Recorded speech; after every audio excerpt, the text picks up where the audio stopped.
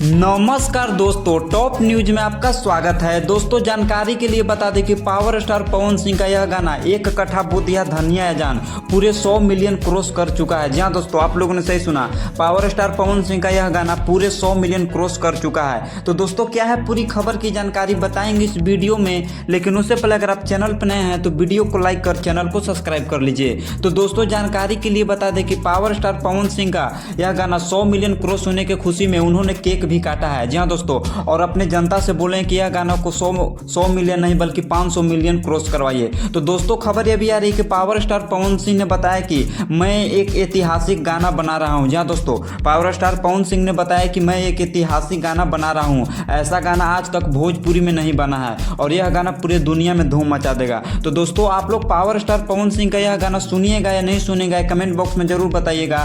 और आप power star Pawan Singh को कितना सपोर्ट करते हैं ये भी बताइएगा। दोस्तों तब तक के लिए इतना ही और मिलते हैं अगली वीडियो में।